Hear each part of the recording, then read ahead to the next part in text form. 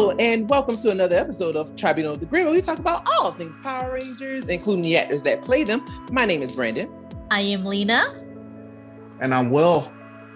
And today we are going to be covering some Power Month Hasbro stuff. You know what I'm saying? You know, we're going to be covering the Ninja Rangers, Billy and Adam, honey, because they just dropped. So, you know, they looking all snazzy and stuff. So we're excited about that. We're also going to be talking about I know haven't done comics in a long time. But today we are going to go ahead and we are going to give y'all a little bit of comic flavor, kind of, tell y'all, trying to give a little, our little input and our little opinions on the stories of Mighty Morphin and Power Rangers issue 5. I know we behind, so don't come for us. I know we behind. So telling you now, I know we behind. So I don't need why are they doing this? We're on issue 10. I know. Okay. So there's that. It's also our show, so we can do whatever we want. Hello. Thank you. Oh, speaking of that, we're going to get to that part in a second. But first, before we do that, we're also going to be talking about Power Month episodes, the Power Month episodes that you guys chose, so we're going to go ahead and get into that too. But first, before I do that, I would definitely like to say that once again, we are on Google Podcasts, we are on Apple Podcasts, we are on Spotify, we are on SoundCloud, we are on YouTube. We are on them all.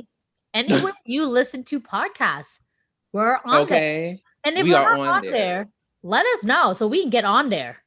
Okay, because we trying to be everywhere so that you can listen to us ramble. You know what I'm saying? Like at your convenience. At your convenience. Hello, somebody. Hello. Hallelujah. So right. That's what it's here for. So without further ado, Lena, you said something that, that really, excited me. You said, this is our show, right? Right. This is our show. So story time. Mm-hmm. Before we even get started into the show, right? So earlier this week, you know what I'm saying? Now, first of all, I just want to say for Power Month, what we have been doing, just for reiteration, for the people who don't know, what we've been doing is I would, post up specific episodes from a season, mainly highlight episodes that like story changes or big plot moments or anything like that, or just popular episodes that people, for the most part, like. And I would post them in the stories and people would vote on them. Funny enough, Megaforce and Samurai has been low. But anyway, I already expected that was going to be low anyway. But anyway, so I went ahead and, this is what we do. This is what we do for Power Month. And then after that, at a certain time, I would check and see who voted on what and which one is the highest. Sometimes we've had, I want to say for SPD, we had a tie. And what I did was instead of posting both episodes, what I did was as a tiebreaker, I looked and seen how many people voted up for the particular episode and how many people voted down. So based on those numbers, I went ahead and I went with the one that got chosen, which was Wormhole, which I'm just kind of like, whatever. But hey, y'all voted for it, so whatever. But the reason why I bring this up, now I know y'all probably noticed, we are 1 day behind. Just one day behind. The reason why we are 1 day behind is because I have a life. So when I post these things, because what I'm doing is, if you have not noticed, I am literally cutting a 30-minute show, well, technically 22 minutes, a 22-minute show into literally less than 10 minutes. Hold on, pause that. I would like to also point out that Brennan is the only one of our group to actually do this. So he's not getting help. Not that we wouldn't want to help him. It's just, this is like a one person kind of a situation, you know? But anywho, Brennan's doing this by himself. And, you know. Round of applause for that. Exactly. Thank you, Brandon. Thank you. So the fact that he's doing this by himself is already a lot. Like, for those of you who don't know, each one of us take a section of our, you know, of our little page. I usually do the movies and the Ranger things, and Brandon does all the Power Ranger stuff. And the comic is usually Will. So with that being said, the fact that he's taking on this project, for me, I'm already stressing out when I do, you know, like Halloween month, Christmas month. Okay. Like Valentine's Day. Valentine's, you know, because I don't have a list of like movies or TV series to kind of refer to, mostly because, one, you know, with new sets of Rangers every year, we definitely get more actors, more Ranger actors, more shows, more series, you know, just more of everything, right? So obviously we try to stay current. So I try to focus on stuff that recently just came out, that kind of stuff. And then, of course, towards the end, you know, whatever we didn't have before, it is what it is, you know, just saying. Right. But anywho, on topic, Brennan's doing this by himself. All of it. Yes. So this is a way bigger project than I was doing with my little movie situation. So all I'm trying to get at is, y'all gonna be coming for us, especially Brandon, for one day? No. One day. No. One day, girl. One day. Girl, okay. So now I know y'all probably like, what? I'm confused. Just to go ahead and give y'all some context on the situation. So basically, you know, and this is not to shame people or anything like that. This is just as an FYI, for your information, right? So basically had a little situation, you know, it's not there on any of the pages no more. So, I mean, you can't go back and try to read and try to be like, oh, what's a tiger? No, you can't do that because I already deleted it. But,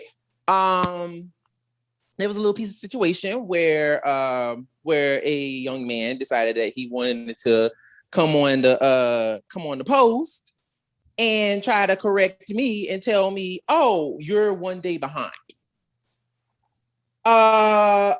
First of all, we know that. Like, I am literally the one who does it. So obviously I know that. Number two, I can read a calendar. Like, I mean, I know what day it is. Like, I know this. And you know, it's just, I just want to let the people know. First of all, and I mean, I didn't even say anything. I just went in and blocked them and just ended it, just cut it right then and there. But I just want the people to know that, like Lena said, I am the only person that is doing this. And when I actually, you know, watch the votes carefully, I go through all this stuff very carefully. And then I take the episode. Like I said, I cut the 22-minute episode into less than 10 minutes. And then I do all the graphics and all that stuff for the post. And then I go and I post it. So basically what I'm saying is I do a lot of hard work. Mm-hmm. And for somebody to come up, especially if you're on our page and you follow us, for you to come up and say some foolery like that, to me is almost kind of like a slap in the face. No, it is a slap in the face. It's not even kind of like, it is a slap in the face. Very disrespectful. It's very disrespectful. And I'm just like, how dare you?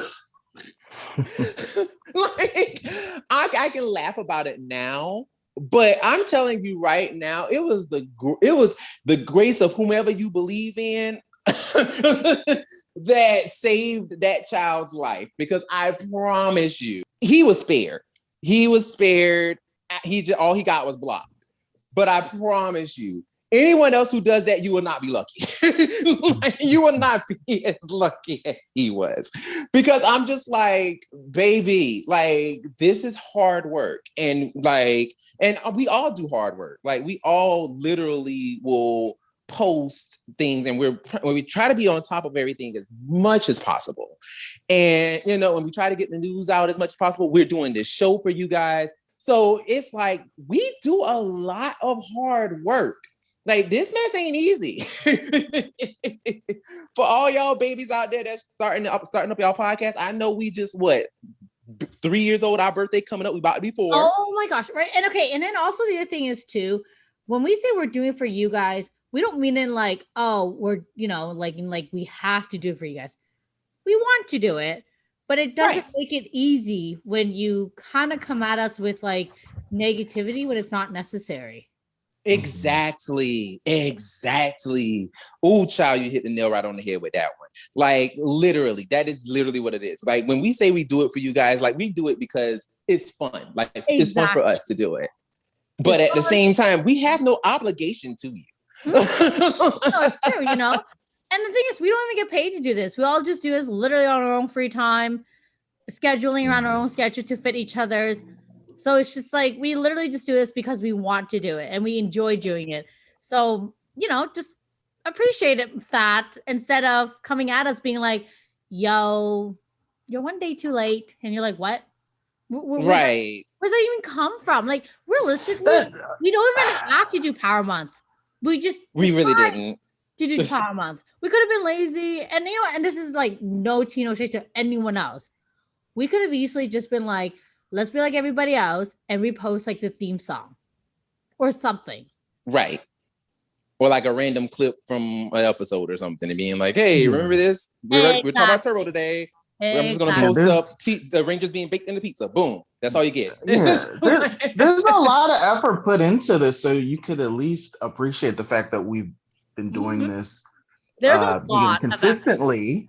Right. And like just the audacity to come at somebody like that, like we haven't been doing it every other day one time, and obviously we're going to get you more of that content. We just missed a day. That's kind of rude. It's kind of rude. And also for those who does follow us on TikTok, you're like a whole like 3 weeks behind, because I'm actually taking a minute of everything Brennan's doing and I'm reposting it onto her TikTok. It's ridiculous. Like, I'm just like, babies, listen.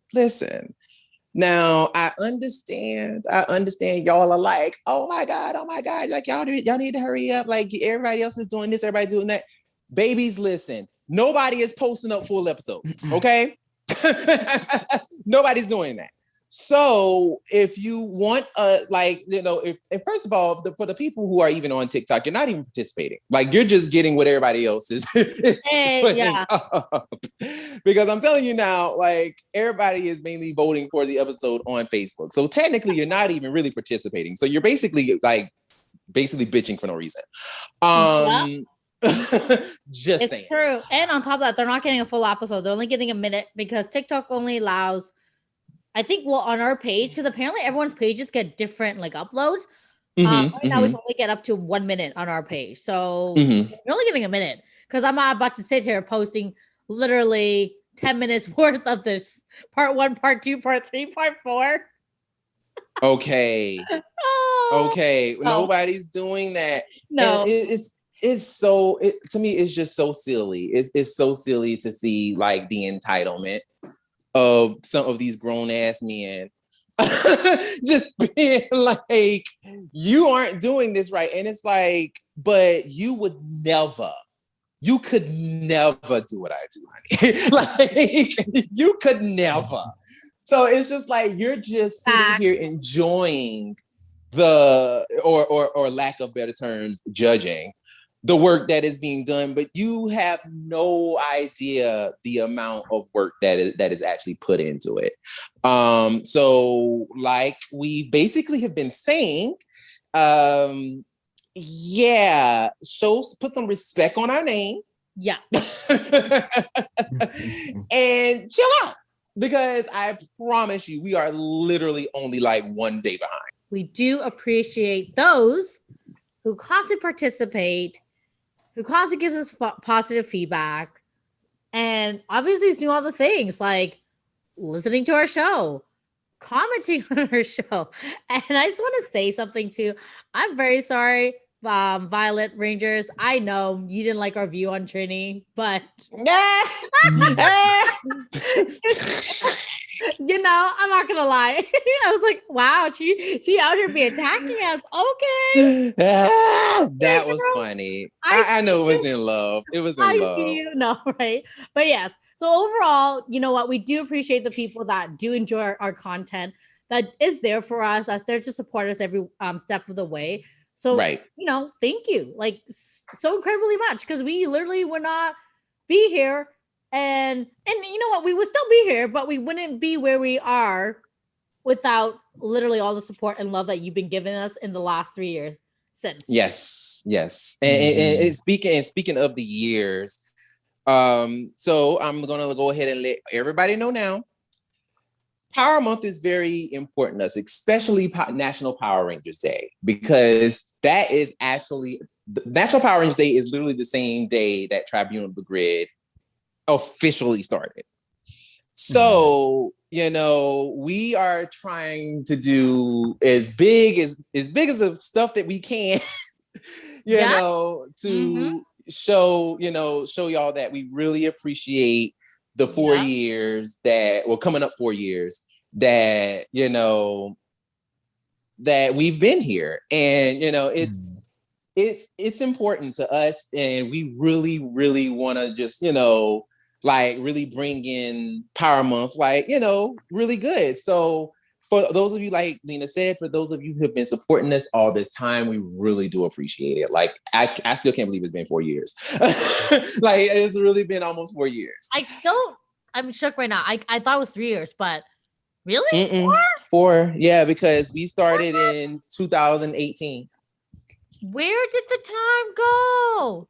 Holy moly. What the actual 2018, baby. 2018. I feel old now. That's crazy. I'm like, it's so weird. It's so weird. I promise you it's weird. I'm like, 2018. Oh my God. Like, we've been doing this for a minute. Like, this is interesting. I love it. 4 years? Love it. Holy 4 shit. years, y'all. 4 years. So, you know, that's why we're so like, we're like, I won't even say like, we're not angry. It's just more so of like, you know, we're more so like, well, people just need to be aware that their words can hurt others, even though it's not hurting us. Like, it's not hurting us, like in the sense we're gonna go cry about it, but it does kind of like invalidate all of the hard work we've been putting into, even if it's just that one, right. You know, so it's just like, yes, we can get thousands of like beautiful, positive posts, but all it takes is that one comment for it to be like, oh, so this is not worth it. And you start to question your self-worth, right? Our self-worth. So it's really, it's, you know, it's so much easier just to be nice and kind to each other. There's no need for negativity. There's no need for even that comment to even come up. My thing is, it's like, and this child, this can be a whole different conversation for a whole different day. But but it is, my homeboy says it best. My Judy says it best. He's like, some people ain't been punched in their mouth enough. Now, granted, obviously, we don't promote violence, and being punched in the mouth literally is not really literally as much as it is figuratively. You know, but basically, like, I really do, and we've talked about this before, but just the idea of just people got real gusto energy, like people got cojones when they're on the internet. You know what I'm saying? Versus like meeting face to face. Like the energy is different, honey, when it's face to face. Like it's different. So, you know what I'm saying? Like it's very interesting when, you know, you're dealing with people on the internet. Cause it's like, I'm gonna tell you now, like, and Lena can attest to it. Like, the way I am right now is literally the way I am in person. Oh, like, I carry that same energy wherever I go, honey. So, this way, you definitely don't want to catch him right then and there if you piss him off. That is the honest truth. Okay, so I'm just saying, like, the energy is always real. So if you don't come with that energy, if you're that person who's just like, I bark a lot, but I can't bite, I suggest you just don't bark. Yeah, just don't bark. Just be nice. And if you feel a way, if you're like, oh, they're behind, okay, wonderful. But you're still getting great content. So, and you're participating. Keep that to yourself. Keep it to yourself. Keep that to yourself. Yep. You don't have to, everything that you think, you don't have to actually say. We're not Twitter. We're not your Twitter. Right. That's the gag, though. It's like, really, people really do believe that, like, it's like everything that, like, I think I have to say immediately. And it's like, baby, you don't. You really don't. You don't have to say it. You don't. But hey, it is what it is. But speaking of it is what it is, child, get into these Ninja Rangers. So Hasbro. Now, I know last week I said Hasbro wasn't shit, and I was talking mad junk about them because I was like, how dare y'all not give us all the things and not do the thing and all of that. You know what I'm saying? I went off on Hasbro a little bit. I did. But this week, they decided to go ahead and bless us. And boy, when I say they blessed us, those Ninja Rangers, honey, Adam and Billy made their way into the world of the legacy figures as Ninja Rangers. Now, first of all, they gave us not just one head, honey, not just two heads, but they gave us three. Three heads. That sounds so wrong when you said it like that. I mean, yes. Yes. It did. I mean, 3 heads. That sounds fun. I mean, listen, like someone's going to be sore, but right? I mean, hey. Listen, this is exciting. Like, what do you guys think? I actually really like them. I didn't expect to like them as much as I do now. Like, they're pretty impressive. And I'm a little surprised. I didn't think they were going to pull through, but they did. They really did. We talked about this before. It's really interesting that they actually gave them 3 heads. The civilian head, of course, the movie version of the Ninja Head, and the show version of the Ninja Head. That's very. I appreciate the the attention to detail there, and the faces look pretty good. All of Adam's faces have looked like Johnny, so that's great. And then this version of Billy, I think that it's colored better than the metallic Billy, because the metallic Billy, it looked like he looked like a beaver. Not a beaver. Jesus, not a beaver. So damn. This ninja one, the way that they colored his lips, you can see what they were going for. His mouth is actually closed on the metallic one. Well, we love that. Yeah, so we love that. Yeah, this looks better, and I love, of course, that they have the. They would have had the ninja coins on there anyway, but it's just it's really cool just to see like the ninja powers represented. Absolutely. I'm really excited to see the other 4. Oh my God, yes. Yes. One more thing. Something that I mentioned in the group chat. So the box art is beautiful, as usual. However, the fact that they're going with the TV version of the ninja powers, which of course was their whole face is covered. Now, the White Ranger is wearing his whole face is covered, and it looks very similar to something that we probably can't say on here. So I'm nervous about his box art, and I'm hoping that they actually give him an like his own special one, because if they don't, I think people are going to be really confused when they go into the toy aisles. First of all, like when Will pointed that out, I literally screamed. That was the funniest thing, because I'm like, all I could see, like, it's just funny to me. Like we can laugh about it, obviously, but like it's like, I don't know why Hasbro did that. Like, I mean, they could have easily went with the movie version. I feel like the movie version would have been a lot easier, and people would have understood it better, rather than going with the TV version. Because I'm not going to even hold you. Like, granted, yes, because everyone is colored, like everybody. Jesus Christ! Everyone is a different color. Everyone is a different color, so it doesn't really draw too much attention to him per se. Mm-hmm. But with him having his own solo box, mm-hmm. and that is what you get, it's like,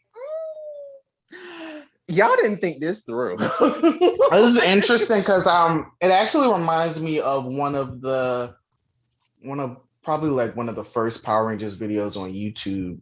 It was a spoof, and it I can't remember if it was all of the Ninja Rangers or just Tommy, but when Tommy morphed from Ninjetti to Ranger form, they cut out the Ranger part, and he just said white power because he looks like a you-know-what. Oh my god. So that's all I could think of. Also, that instantly came back to my mind after not seeing that for years when I saw that box. First of all, that is great. Oh my god. Like, wow. Come on. I swear, people are hilarious.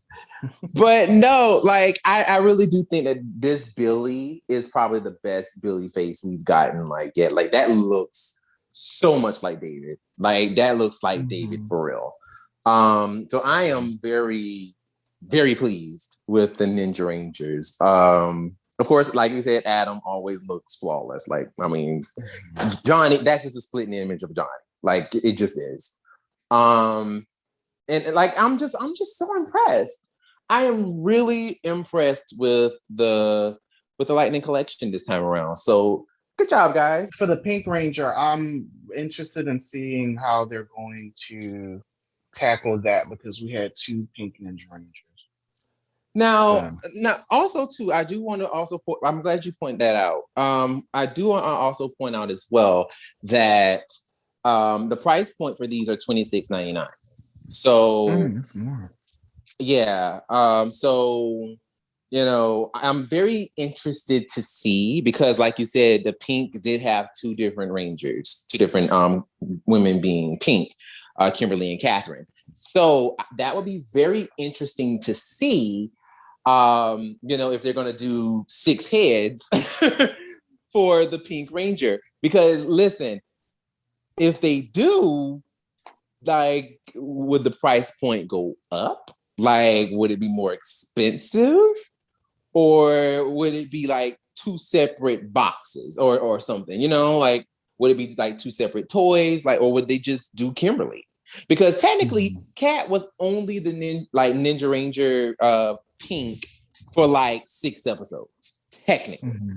And then how many times did she actually use it? Right, exactly. Like, I think off the top of my head, I can only remember her using it like 2 or 3 times. Yeah, like, she didn't use it that often.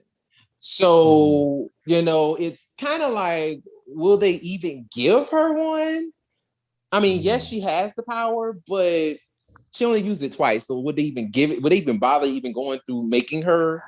I mean, if they made a figure for the other cat, she only used that one time. Cat Minx. So true. Good point.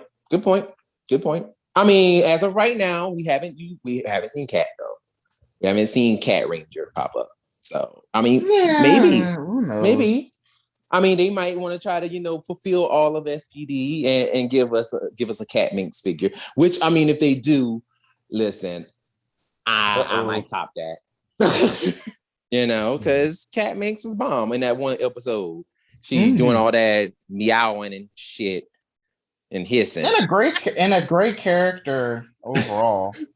Oh yeah, for sure. Cat Minx was like, I mean, to me, no tea, no shade. I mean, I enjoyed everybody in SPD, but it was something about Cat Minx that was just very interesting, and I wanted to know more about her, even though obviously she wasn't a character that you would, that they would really dive into a backstory of like that. But I was very interested to really know more about who she was, the planet she came from, that kind of thing. Because I mean, didn't they say she was like a couple 100 years old? Like what? Like, that's insane. So I don't know. Like, I just think that that's pretty effing cool, but whatever. Hopefully, and first of all, what they need to do is they need to go ahead and give us Z. I'm just saying, before Power Month is over, give us Z and stop playing. Ugh. Damn it. But anyway. We're going to go ahead and switch it up, and we're going to move to these comments. Now, as I said before, we will be talking about Mighty Morphin and Power Rangers issue 5. So before we do that, we're going to go ahead and we're going to dive into 5, right, of Mighty Morphin. Because obviously Mighty Morphin is first in the title. Mighty Morphin, then Power Rangers. So we're going to do Mighty Morphin first. And first of all, overall thoughts. Like, what do y'all think about this issue? Like, what was something that stuck out? What was something that you liked? What was something that you disliked? Talk to me. What do I think? Okay, first of all, disclaimer. I only read wow. I only read issue 5 for each comic, so I don't really know the full story yet. However, what I will say, Matt getting his power. Matt. That was a boring issue, okay? I didn't like it. That was boring. Because, talk to me. What's up? What's tea? Okay, Matt is a boring character. And I feel like there's a lot of secrecy going on. And it makes you wonder, is this person that he's trusting really good? I personally don't trust her. I feel like ultimately she's one of those people that will step over anybody just to get what she wants. And her being Grace for the people out there. Exactly. So that's how I feel, and I don't really trust her. So I don't know. But him getting his power was just an overall very boring experience. I just think that I thought there'd be more from him in the sense that not our typical oh my god, I can't believe I got power, so I'm a Power Ranger kind of a thing. It was just very like he knew what he was signing himself up for. And then when he did, he obviously knew that he couldn't tell anybody, especially Kimberly and the rest of the team, because he knew they wouldn't approve him of that. But my question is, how did Billy get into it? How did Billy know it was Matt that's a Ranger, or did he blindly made the suit not know who it was for? Billy knows about this.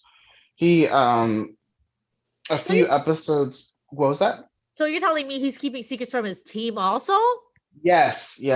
That's one of the the big things about this. He was recruited by Grace. Oh, yeah. I remember. Actually, he had the Tommy's original green dragon coin. Right. He got Grace to repair it. Well, Grace helped him to repair it in Promethea. And then they came up with the idea of getting a new Green Ranger to help them out. And he did all of this behind Zordon's back. Wow. And behind his team's back. And during these episodes, during these issues, excuse me, he has been basically like, it's been kind of cool how they've had him explaining his whereabouts and kind of, lying by omission, or when they're talking about, oh, I wonder who the Green Ranger is, and of course Billy knows, and he's just like not saying anything. Right.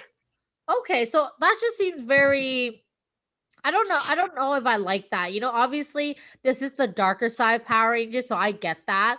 But yeah, Matt being a Ranger, sort of boring. I'm like, yawn, let's move forward. Not exciting.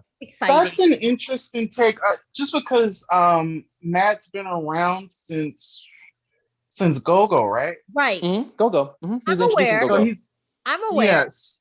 I never liked Go-Go either. I thought he was kind of whiny, very like, oh, like, what about me? Why can't I be a superhero too? I was like, well, you're just not. You're not special enough. I don't know. You are not fab like that. I guess it's been kind of God, what is this, 5 years in the making?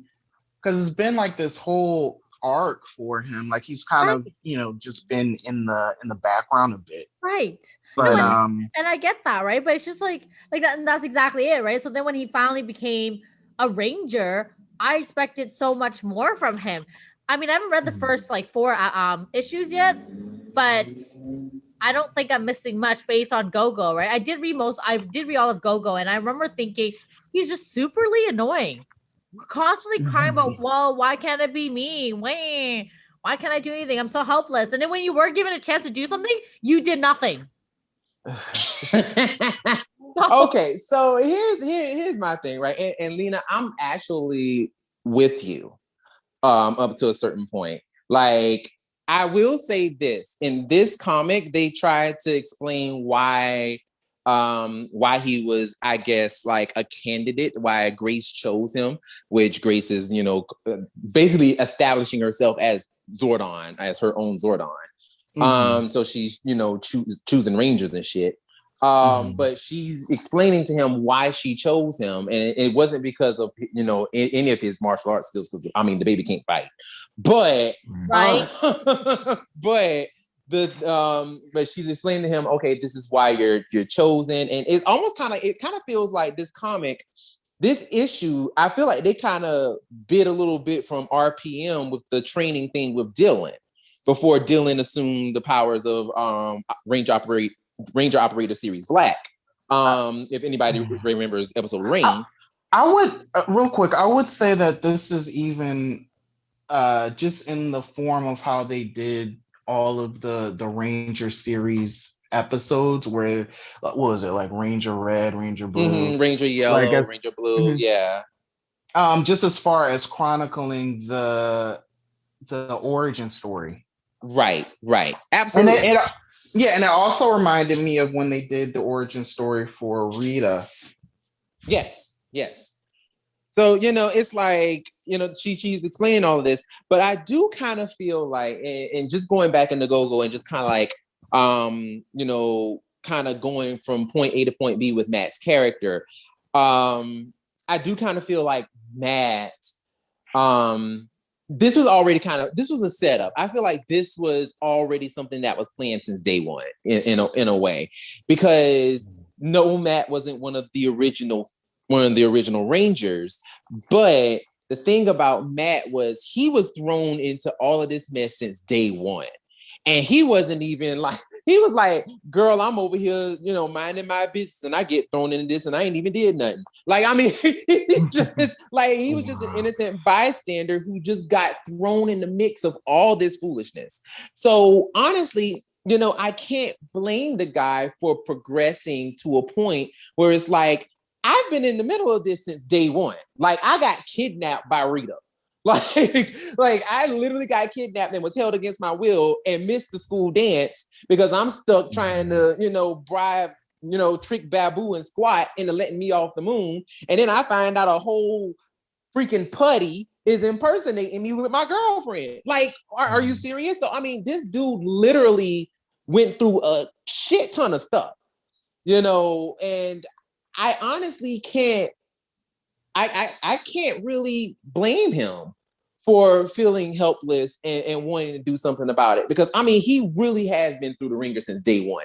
Now, going forward into this, I do feel like with what happened with in this particular comic, because we're not going any further than comic 5, but in this particular one, he does come off very whiny, but he's only coming off whiny because he's so new to it. Like, he's just like, I have no idea what I'm doing. I just went up against Lord Zed and won. Like, I have no idea what I'm doing. And it's just like, he's discovering this for the first time. And he's actually learning and experiencing what his friends and ex-girlfriend has been experiencing all this time. So it's almost kind of like he's going through the same thing that they probably went through, but we just never really saw it. You know, because I'm pretty sure the Rangers probably went through the same exact thing of like, I have no idea what the hell I'm doing. Like, of course. Exactly. We actually did get to see that. And I get that, right? But right. We did get to see that. That's right. That's true. I guess like, just for him, like, I just thought, like, he wanted this for so long. He finally got it. And he's acting like he's ungrateful, essentially. He's ungrateful. I mean, haven't you ever had a situation where you wanted something and then when you got it, it's not exactly what you thought it would be? I mean, of course, I get that. Don't get me wrong. But then that's just become selfish. Because, like, what he wanted, it's not what, like, let's say me wanting, I don't know, the new iPad Pro, let's just say, right? And then it's not what I expected. And I just spent like $1,000 on that, and now I'm disappointed. I feel like that's slightly different than him wanting to become a hero and then realizing that's not what I expected. Like, what did you expect it? You really have the world's fate in your hand. It was never going to be an easy job. Yeah, and it didn't. You know? No, it's okay. And he selfishly wanted that. I mean, just as far as writing goes, you know, all the characters aren't always going to, do stuff you agree with. Of course. Like. So I guess like it's the way that you feel. I guess maybe that was an intended. I mean, I would think that it was an intended reaction because like you have your feelings on it. For me, I'm not bothered by it. Like this issue was, I wasn't bored, but I felt like there wasn't like a ton. Like in my notes, I only have a couple of things. Like it wasn't like a ton in there. Right. I liked. There was a part in the beginning when Matt there's a Zor battle going on in the city. And this is something that I wish they could have done on the show. But they're showing, the civilians scrambling while there's, 10-story robots fighting, like downtown. And somebody gets thrown into a building and there's rubble coming down. He sees it about to hit somebody. He runs to push them out of the way. He closes his eyes, fully expecting to die. And then he's teleported to Promethea. It does not take a lot of convincing from Grace to get him to, sign on. But something I really liked was Torona, who is like her right-hand man and who was, one of the 1969 Rangers with her. He asked her, like, Grace, are you sure you want to change this kid's life? And then, of course, she's all for it because he said it's okay, even though, like, you're potentially ruining this kid's life. Well, I mean, and honestly, I don't even think that it's even that, to be truthfully honest. I just feel like Grace just wants to stick it to Zordon just as much as she can. Like she just has such hate and vile for Zordon for what he did to her and her that team. Bad? I think it is. Absolutely. Absolutely. Exactly. I think it totally is. I agree. And that's this is all personal. It is. All of it is personal. It is. And that's why I feel like the whole thing is just selfish. Yeah. Becoming a ranger, from Grace, yeah. Yeah. And especially for sure.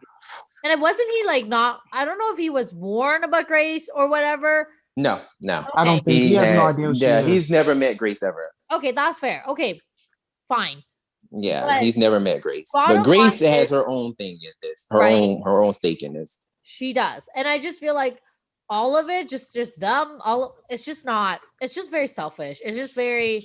It's not for the greater good of the world. It's not for the greater good of like good versus evil kind of a thing. She's definitely doing it for self, whatever it is her self, personal reason is, and is not picking it for the right reasons either. Now, one thing. Go ahead. I didn't take it from take Grace's motivations for that. For me, obviously, I do believe that there's some feelings towards Zordon in the way that he does things. I felt like she liked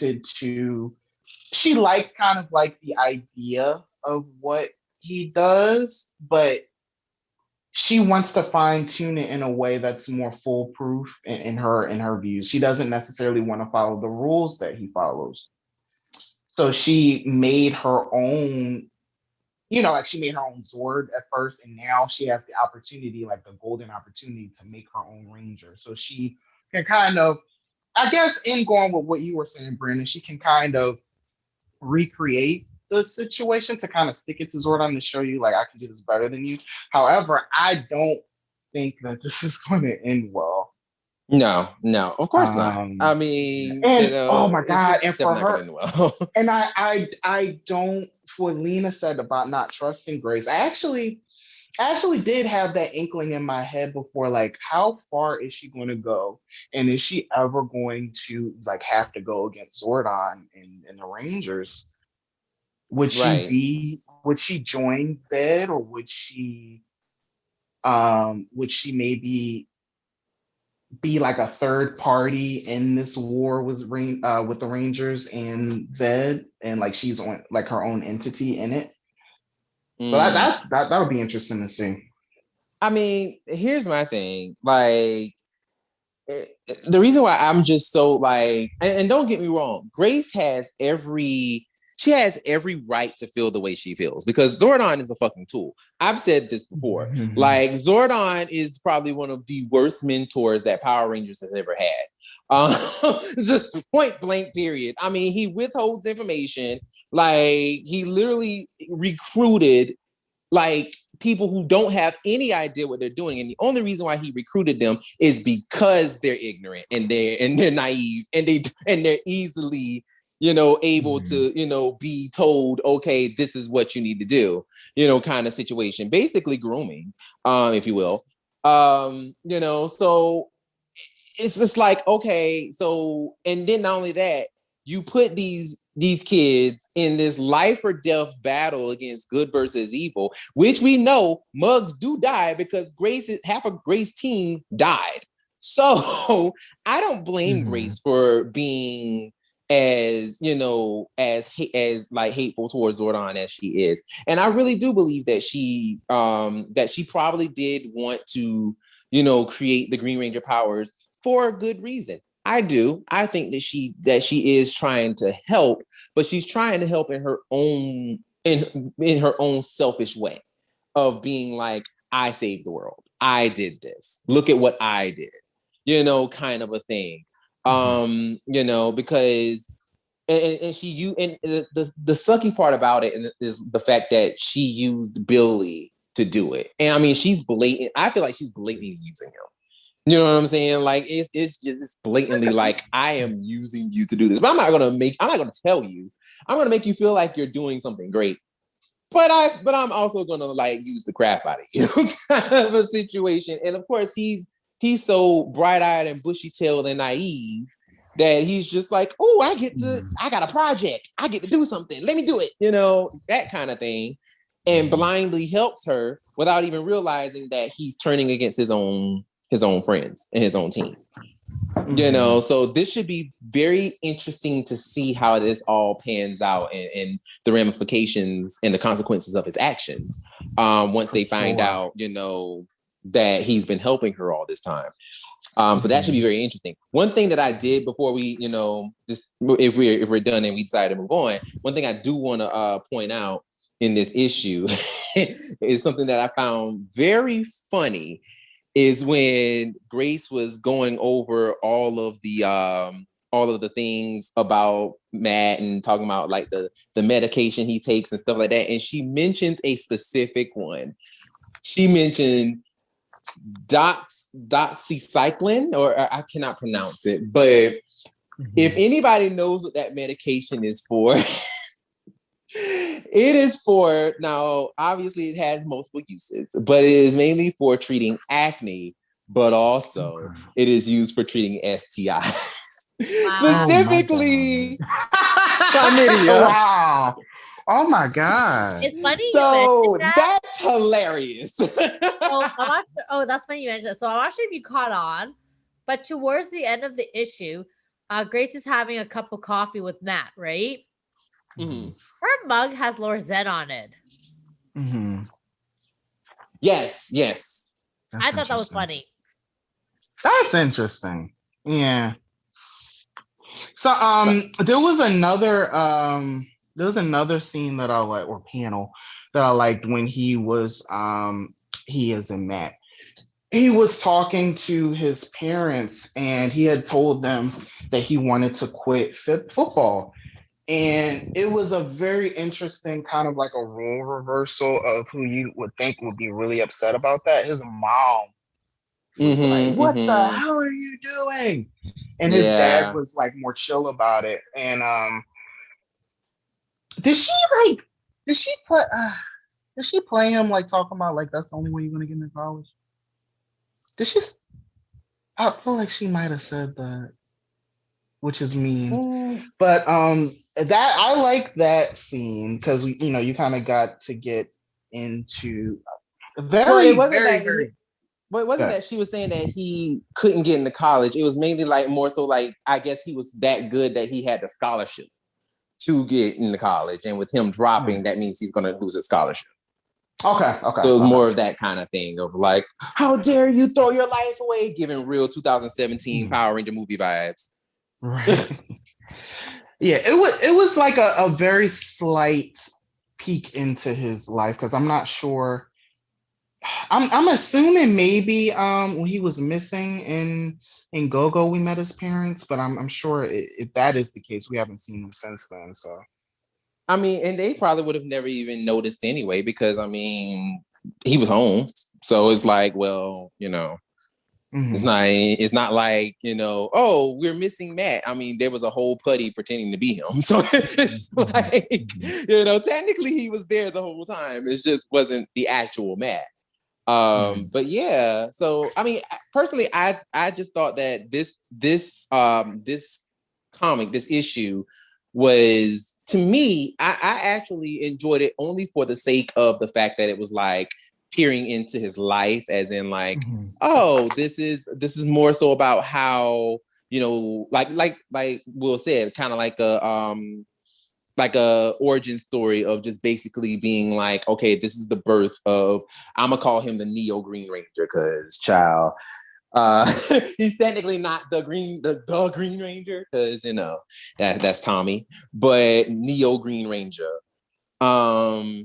Him being that, and also too, just real fast, right? I actually like his suit. I like his suit a lot. Like a lot.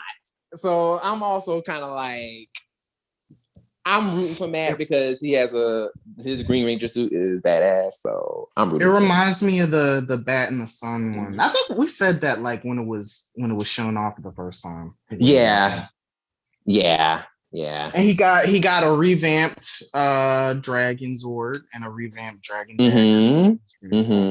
And there was a scene with him and Kimberly that was interesting. It was kind of flirty, but from Kimberly, like she walks over and chats him up real quick and then like sips his milkshake.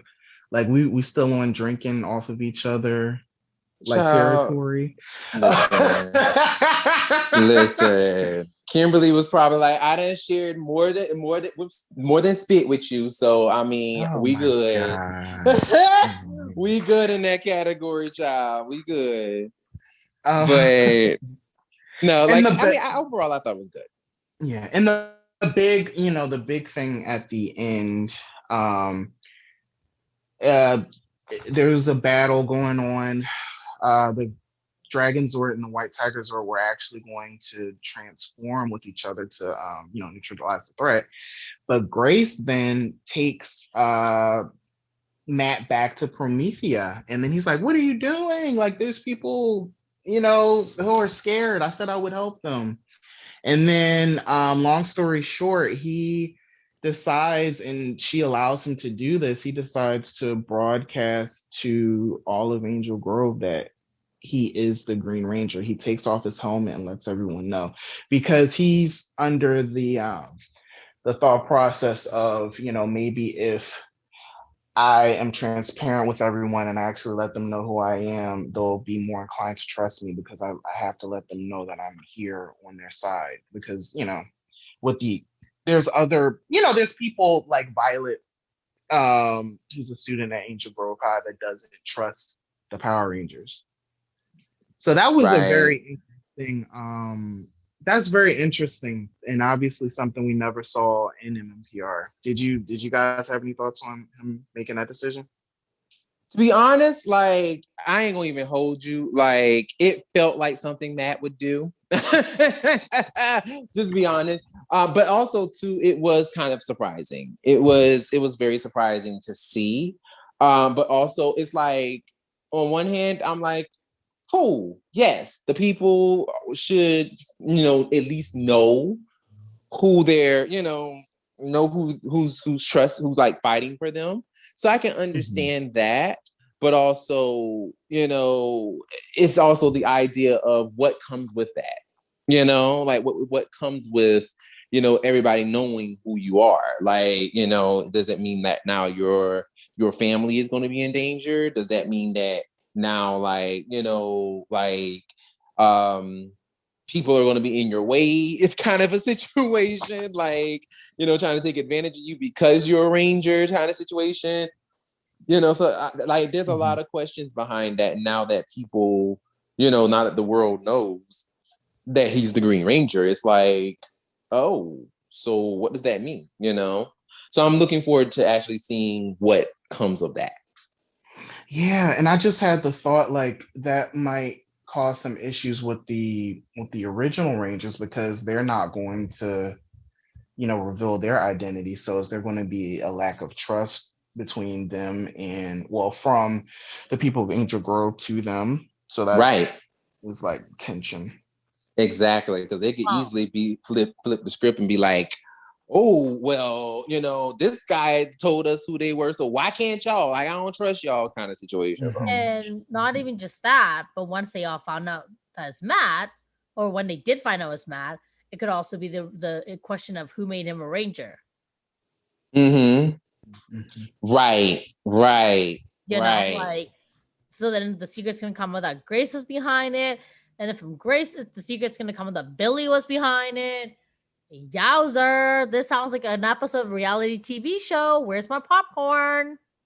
Okay, now that's one thing I will honestly say about the writing. Like, it's like, okay, now, like, there's a whole lot of dominoes that are being knocked down. So chain reaction. Okay, he just totally told the world, so that means everybody knows. So now it's like, okay, what's going on? Kind of a situation. So this should be actually proved to be very interesting. So I'm excited. Now we're going to go ahead and we're going to dive on over to Power Rangers issue 5. So Power Rangers issue 5, first of all, you got, I just love the fact that we are visiting Onyx. Like, I am in love. First of all, like, and I've said this before on the podcast, but I just freaking love the artwork of Power Rangers, which was pretty much artwork for Go-Go. But I'm just in love with it, and just the colors and just the way it's drawn, and I'm just in awe. And we see some very familiar faces. So, you know, and it's a very interesting story. So, you know, once again, y'all, you know, what's T? What did you think? Like, overall thoughts? What is it giving? So why is Lord Dragon with Trini, and why are they trying to help him? Obviously, once again, disclaimer, I only read issue 5. Yeah. So, basically, and I believe it was in the first issue of Power Rangers, they made the decision to take Lord Draken. Well, actually, first off, the Omega Rangers came back to Earth to warn everyone about the Imperial. I think that's how you say it. Which is like the new Imperials. Okay. So yeah, they came back to Earth to warn everybody about them. That, you know, they had destroyed a whole planet. And I believe that they let Zordon know, like, hey, we need Draken because he knows about this threat, and we need him to help us. And Zordon's like, no, I can't do that because, you know, he's Draken's a wild card. He's locked up in the basement of the command center. It looked like after, you know, that little disagreement, Zordon was talking to Alpha, and it looked like he was going to maybe consider it. But before he could even talk to them, the Omega Rangers went down to the prison that Draken was in and let him out and took him. And Alpha saw what was going on, and he tried to stop them. And then I believe he got mutilated again, right? No, he got hit by Draken, and Draken knocked him out. Okay. So they're taking Draken to help them figure out how to neutralize this big threat. Zordon found out, he was pissed. He was so mad that he put out like a warrant for the Omega Rangers and Draken, and they are to be returned to Earth, where he'll, you know, do whatever he's gonna do. So that's why. That is a lot to take in. Okay. Maybe I could have shortened it a bit. I'm sorry. I was like, okay. All right. Got it. I mean, I will say in the Power Rangers comics, a lot does happen. A lot does happen in the Power Rangers comics, where it's like you would think it's a much bigger world, and they cover like a lot of stuff.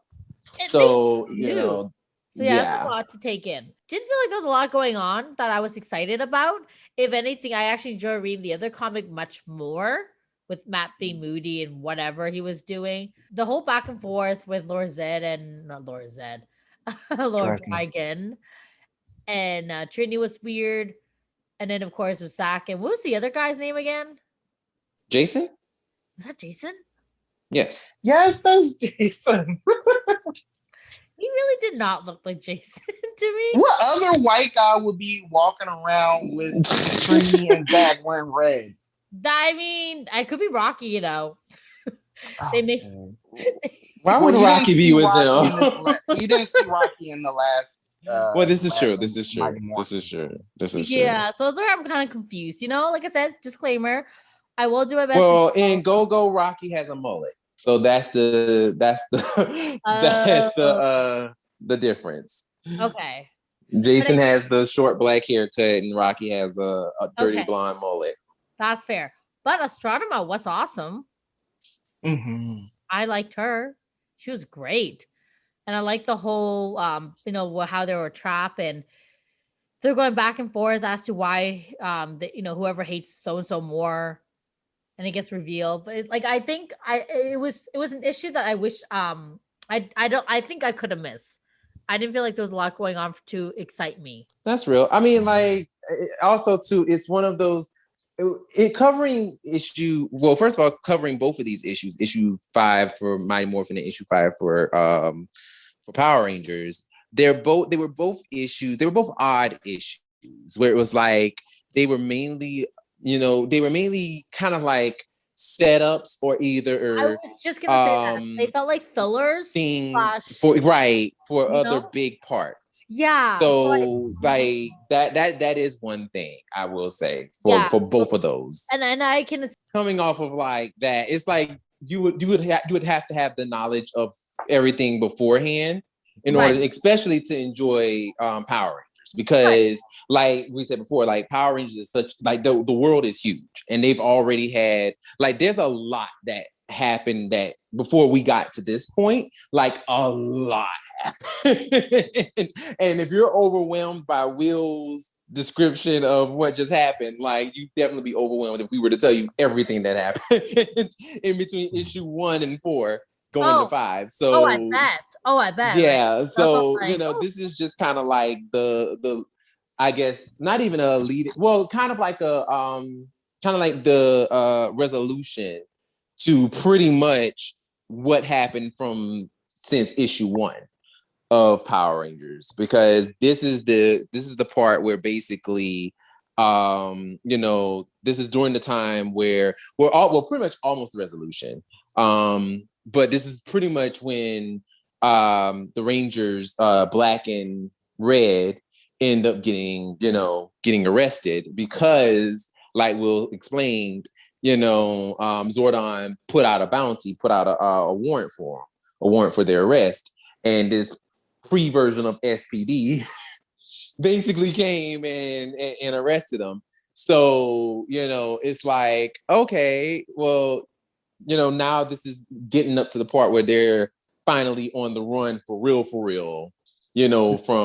Zordon and all in SPD. So it's interesting. It's interesting, I will say. But yeah, you would have to have that knowledge from beforehand.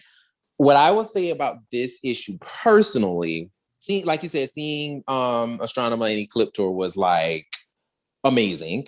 And seeing Astronomer being a badass and basically just trying to slit their throats every 5 minutes. It's just like, girl, like, I just love Astronomer. Astronomer's like, y'all can get these hands. Like, it is what it is. Like, y'all can get it. It's fine. Like, whatever. What I also love, like I said before, is just the idea of them being on Onyx and just walking through and just seeing everything and experiencing it, and even playing the game with the Xanabatars and the Zentas and all that stuff. That's making that jargon is making a comeback. It's just, to me, it was almost kind of like a love letter to me.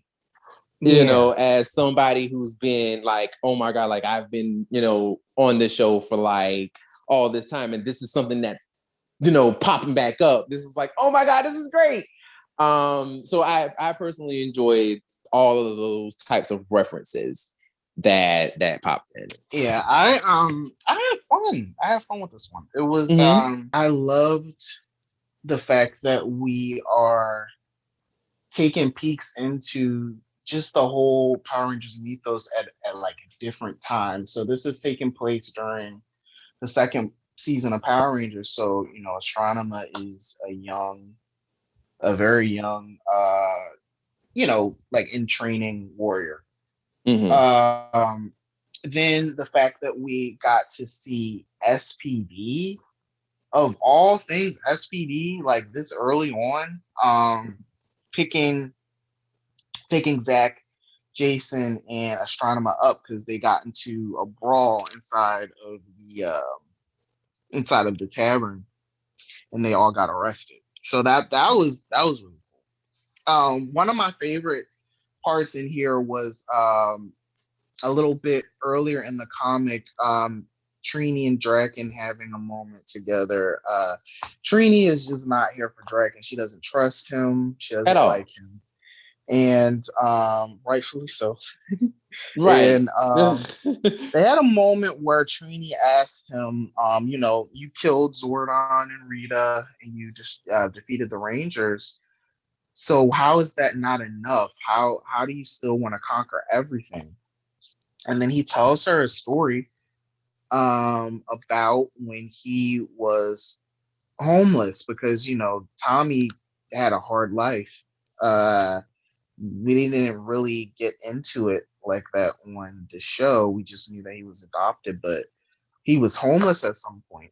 He told a story about not being able to sleep for like a week or something like that. Like the first time he was on the street, and he met a woman who he thought he trusted and that could watch his back, and he would watch hers while he finally got some sleep.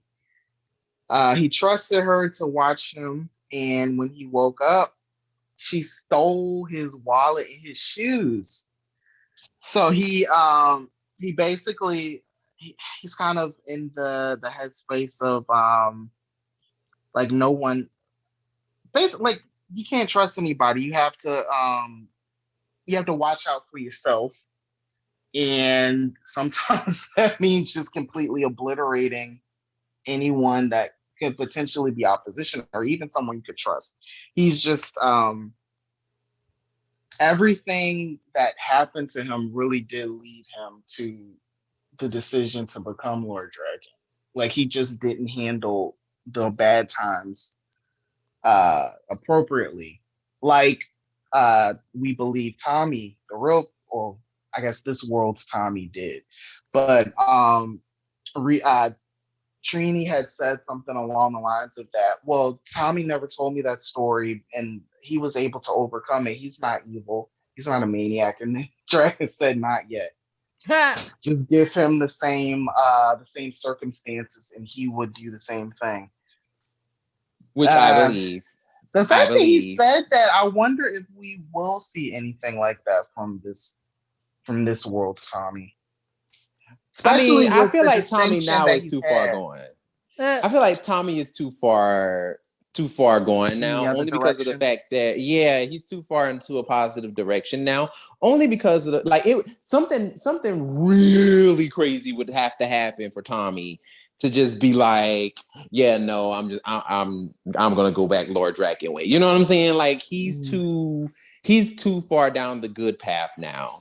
I think to where it's like, okay, he's not, now one thing I will say about Tommy, and I don't think we've ever talked about this before, but like you said, the show never really actually covered Tommy and his background as far as like, where he comes from and, with him being adopted and all that stuff.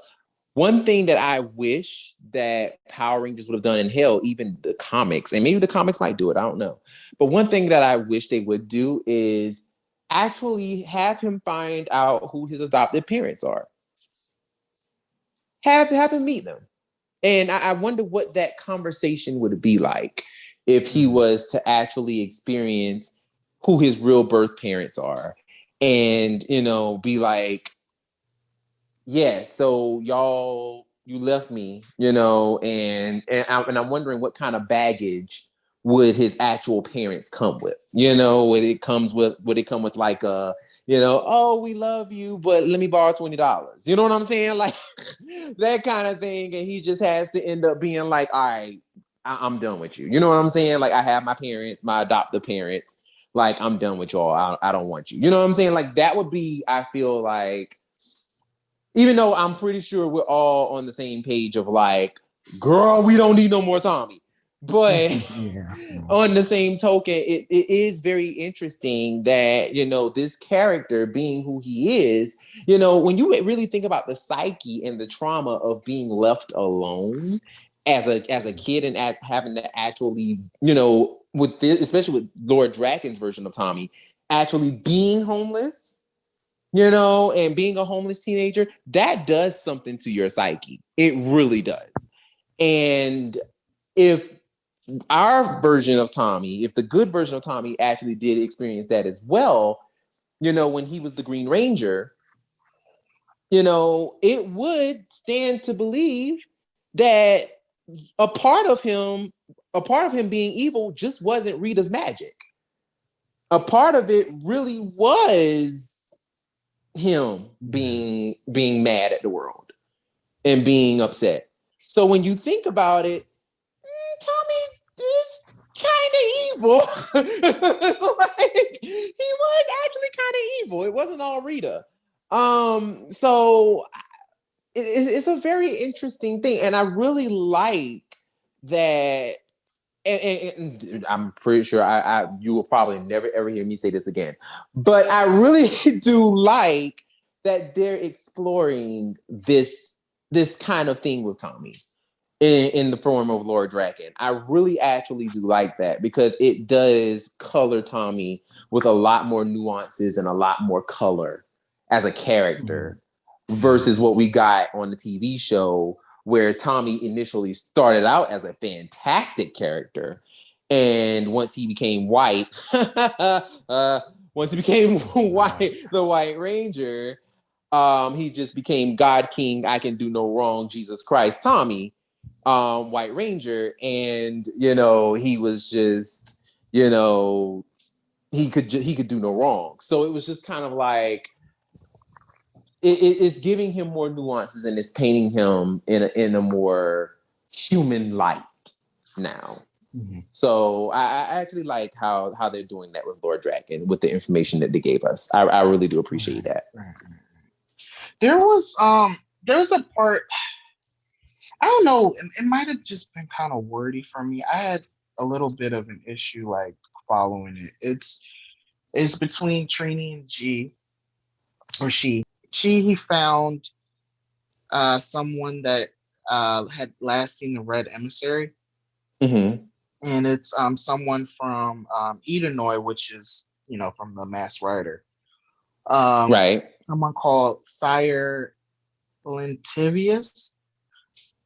Now, I'm trying to understand what exactly, like, they're talking about here, because Trini mentions the Morphin Masters, and he also, I think we came to understand the origins of the three emissaries as well, red, yellow, and blue.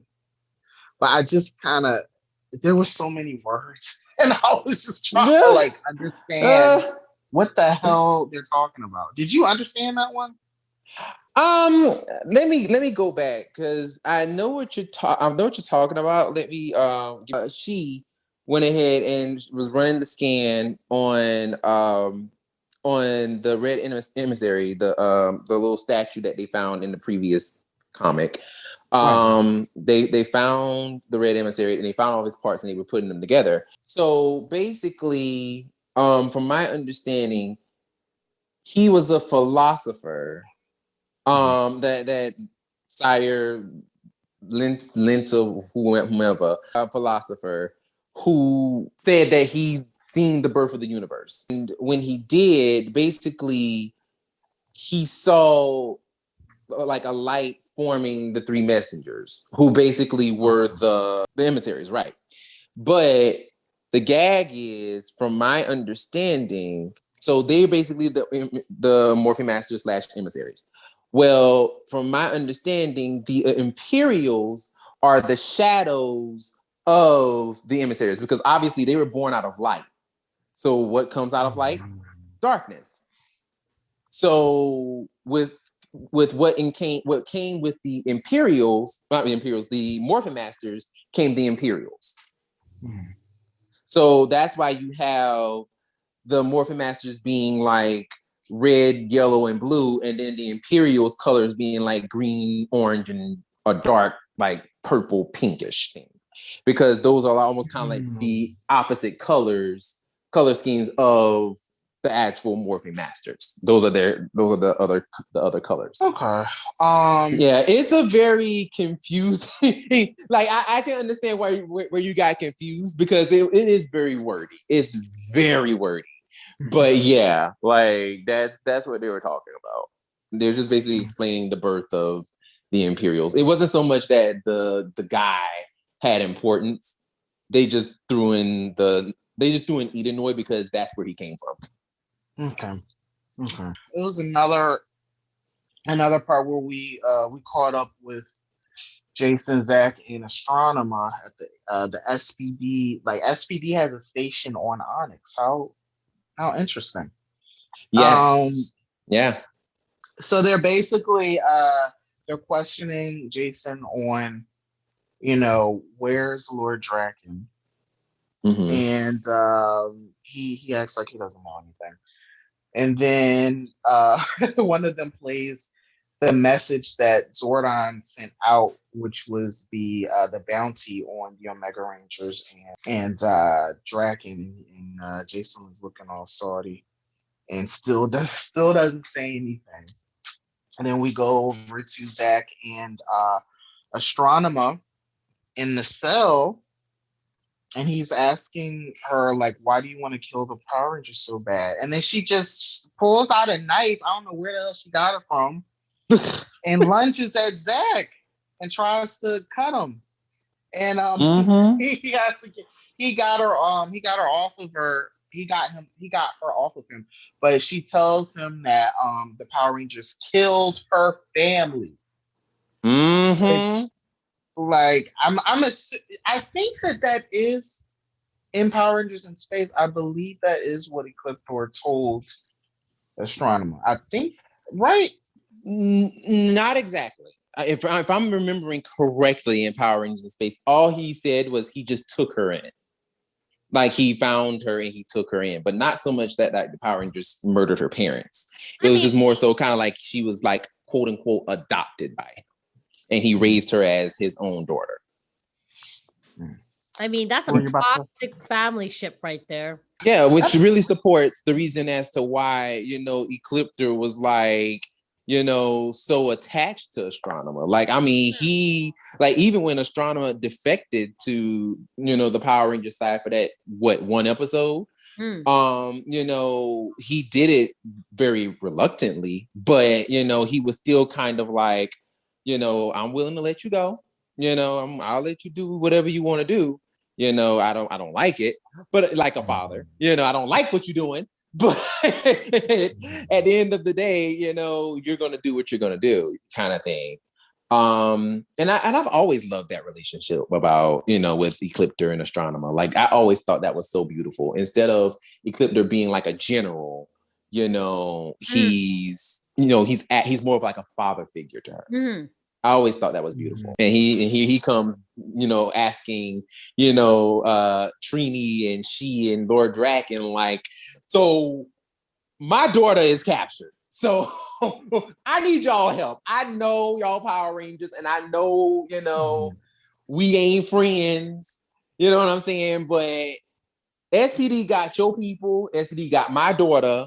Like, we got to work together to get this handled, kind of situation. So I like that. I really like that he was able to do that and still was able to, like, still be evil and be like, hey, just to let you know, this don't change nothing. We just, helping each other get our people out, kind of a thing. So I like. But I guess to review it, the next issue is going to be fun to see how, they work together to get their people out. Yeah. But all right. So, I mean, listen, as we've already reviewed, we've already know about the comics and all this stuff for those who already read it. We've already seen these episodes too, but we're going to talk about them. So, once again, just to let y'all know, we doing Power Month. And, last time where we left off at Time Force. Now, y'all went ahead and, of course, I asked the people, go ahead and vote in the comment section. Go on ahead and let us know what you want, what y'all want to talk about. What y'all want to see, right? Now, Wild Force, I just automatically knew it was gonna be Forever Red. Like everybody loved Forever Red. Like, I mean, it is what it is. 98% of people voted for Forever Red. And I promise you, almost every other episode was like low 90s, like high 80s. Like no one wanted to see no other episode but Forever Red. So of course, it's like, yes, we love to see it. Now, when it comes to just like that episode in general, I really do feel like when it comes to just Power Rangers Wild Force in general, a lot of the stuff in Wild Force was just, especially with the team ups, they really put a lot of effort into those fight scenes. Because I'm gonna tell you right now, that one fight scene where the Unmorph fight, where they're fighting the Cogs, that was probably some of the best choreography during that time. And and I love Koichi for actually using the actors' strengths and having them show off what they could do on their own versus, just automatically getting a stunt double. Like only 2 of them actually used the stunt double during that whole sequence. Pretty much everybody did their own stunts, which is fabulous. I really loved that. That they really just, it was like, we're going to bring these old actors back and we're going to show the people that, yes, they still got it. Especially Jason, especially with the fact that with Jason, he came back and this is the beginning of him gaining a little bit of weight. I mean, granted, Austin still looked, he still had his physique, but that face was getting a little chunky. But we still recognize him, obviously. But, he was getting a little big, it's like, okay, getting a little weight. But, Mug was still cutting splits in the air like Jean-Claude Van Damme, and we love to see it. So, I always thought that Forever Red was probably one of the best team ups that we probably ever had. Like, what do y'all think? I second that. It's one of those episodes where it's just so memorable. So much happened, and I love all the cute little bantering that went on between the cast. Well, not the cast, but like the Rangers itself. Mm-hmm. And I just love that. Like everyone had a line, everyone was recognized. Yes, everyone had a thing to do, even though it might not be a big thing, but everyone had a thing to do. It was just overall the most magical episode I've ever seen in all my years of Power Rangers. Yeah. That's for damn sure. I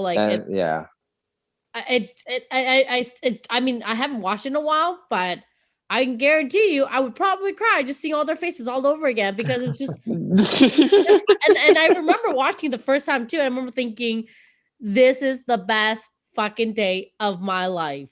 I mean, granted, it wasn't the female Rangers, it wasn't the pinks, or it wasn't the yellows, but it's just everything about that whole episode. The way they brought it in, the writing, the action, the storyline, like it all made sense. Yes. Even though I saw a lot of people in the comment section going ham about the Beetleborgs, I'm like, listen, they're not the Beetleborgs in this, okay? They're not the Beetleborgs. Like, whatever. Like, who cares? Move on. Who cares? They didn't even have a line. They really didn't. Like, all they did was basically, like, the main one who talked was, like, the leader, like, the general. Like General Vengeance. Like, he's the only one that actually said something. And other than that, everybody else was just, like, grunting. Right. Like, what are y'all so hard about? Like, honestly. Like, who cares? Nobody cares. Like, the thing was, like, it was... The magic was actually seeing the Rangers come back to fight. Like, that's the main thing. Like, who cares that they were Beetleborgs? Like, right, exactly. And then the fact that, like, it goes to show that, these Rangers really will risk it all to save their planet, to save the people. It was like I said, it was just so magical. Like, everything about it. For sure. Love it. I'm sorry, go ahead. No, go on. I was gonna say they did so much in 22 minutes. They did. You know, like this was. We all know. Well, most of us know this was supposed to be like a two-parter, and there was a lot of other stuff that they had planned, but for whatever reason, they weren't able to see it out. Time and budget. But what we got was pretty damn good, and it's definitely one of the most epic and well-known episodes that's not Mighty Morphin. I mean, Dimensions in Danger or whatever it was. Where they was it a two-parter too? That was a two-parter, right? No, that was Dimensions in Danger was one episode. Mm-hmm. We haven't had a two-part team up in a long time. Okay, well, never mind then. Mm-mm. All I know is that the number of Rangers they brought back definitely beat Dimensions in Danger and Legacy War. Oh, but that Legacy Battle foolishness was ridiculous. That mess was terrible. But that's why I don't remember his name. Oh my God, that thing was terrible. But like they did so much, and it felt like everybody kind of had, for the most part, had something to do. And everybody felt like a character. Like they all felt like their original character came back for that time. Like no one felt like just anybody could say these lines. And that's what I think was the most important thing that I could take from that actual team up, which is a team up that was like several different personalities, several different Reds from several different seasons. And, you didn't have a whole team. You know what I'm saying? A whole team of the same group. It was one guy from different versions of this series, of this franchise. And they gave all of them their same personality. Yeah. Like, it was like, you never left. Like, I could totally see TJ talking about being baked in a pizza. Like, that is just something I know that he would say. I loved it. I loved it. I love the fact that, this was actually the second team up in Wild Force. So we had just seen Wes and Eric a few episodes prior. So when Cole sees them, he's all excited because like we had established a relationship already. Yes. Right. Yes. And we recognized that. Like we recognized that so cute. He knows them. It was, like regardless of all the dumb shit he did in the show, that was my most favorite part of the of his role on that show. Wait a minute, Lena. So you didn't like when he was on the moon and he ran and then he stopped and then he put out his hand. Stop! That wasn't. No. First of all, that will always tickle me. That mess. First of all, oh my gosh, Ricardo is so extra in that role. Oh, he's so extra.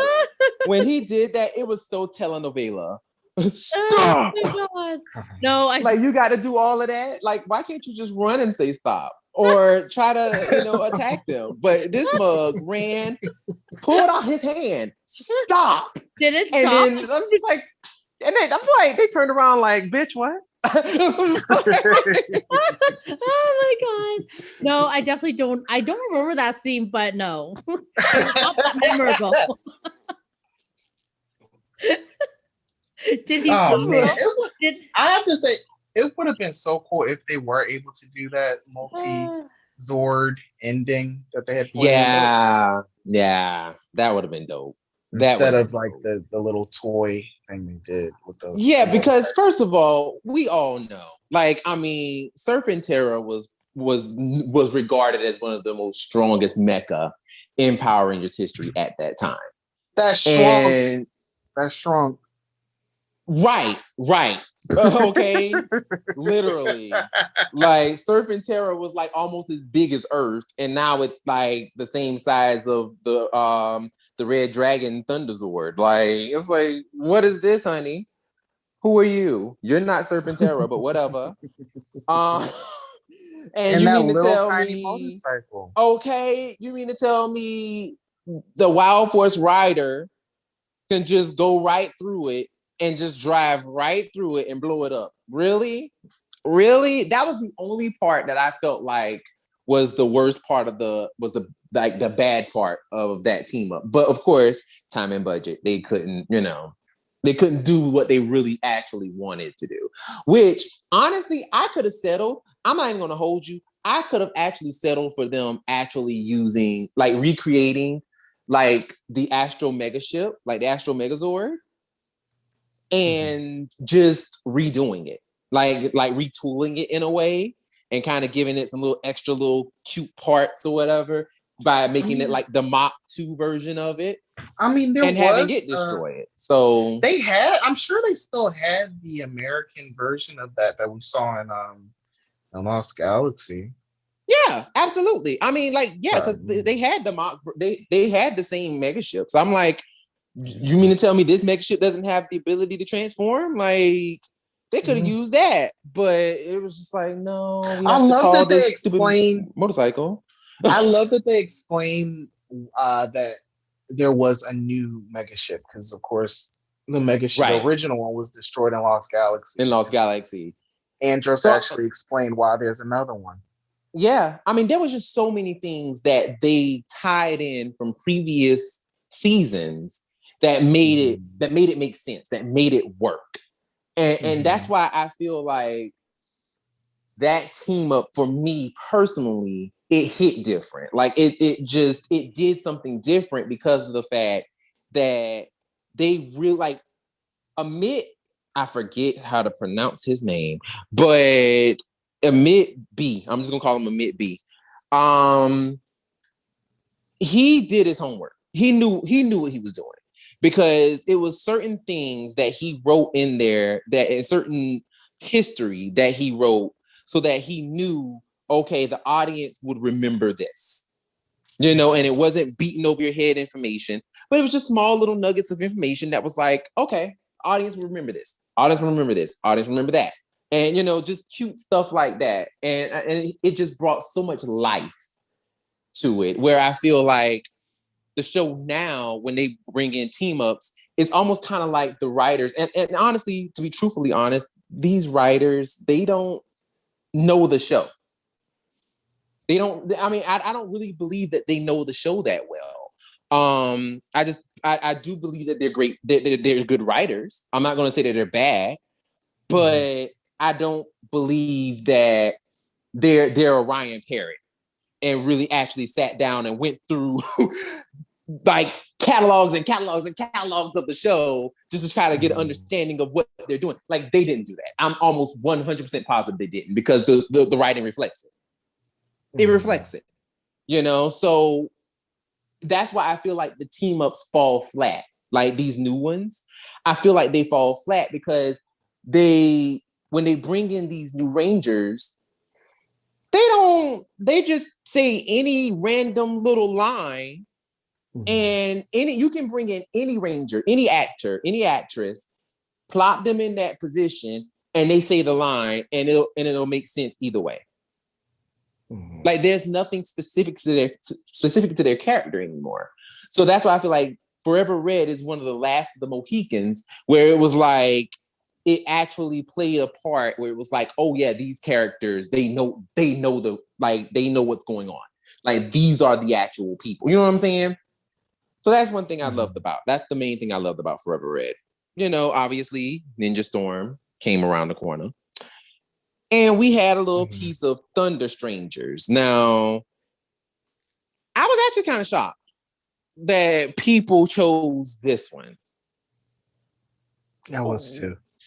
Like, because I'm sitting here like, they had, interesting. Y'all chose Thunder Strangers. Okay, all right.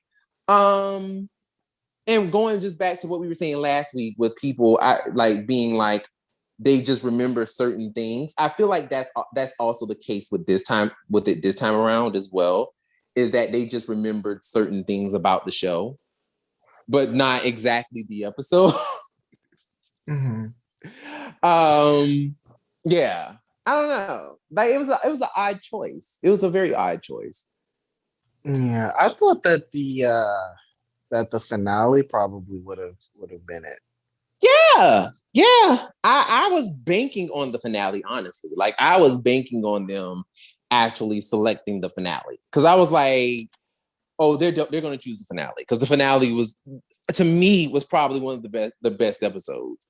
Because I'm sorry, when Lothar put the smackdown on all of them and he whooped all their asses by himself, I was like, now see, where was this 40 some odd episodes ago? Like, because Lothar put the pause on them. Like, he was not playing. Mm-hmm. So I love that. But I mean, they chose Thunder Strangers. So it was like, all right, fine, whatever. All right, we'll do it. We'll go ahead and do it because it was 98%. Everybody, pretty much almost everybody chose this one. So I was like, all right, cool. All right, whatever. The one thing that I hated about this whole fiasco, right? This was all Tori's fault. Every bit of it was Tori's fault. Like, if it wasn't for Tori being so boy crazy over Blake, which I'm sorry, no tea, no shade, not trying to be funny, but Blake? Really? I'm really gonna do that? Wow. I mean, listen, and I'm not, this is no tea, no shade. I'm not trying to be funny, but look at Tori and look at Blake. I'm sorry, I just didn't foresee that. Sometimes it's the ones who least expected. I mean, I'm not gonna lie. I see where Tori was going with this. I guess. He wasn't a bad looking guy. No, he wasn't bad looking, but he was charming. And plus, he had the bike. It was just like it was the whole package. Okay, it was the whole package. But was that whole package enough for her to sneak him into the gate of the HQ? Like, I'm like, girl, you dumbass. In like, all fairness, she was very dumb. I agree with that. She was dumb as hell. I'm like, I don't even know why. He was very convincing. I think when that D is good, that D is good. I don't know. Girl! I'm just saying. Remember? Oh my God. I cannot. This is giving me what's it called? Bling Empire vibe. Girl, no. Was questioning Andrew Gray's ex-girlfriend. Oh, Lord, remember that? So I don't know. I mean, we don't know what happens behind closed door. So what if the D was that good? And she's all like, okay, I will open my doors to you, literally, too.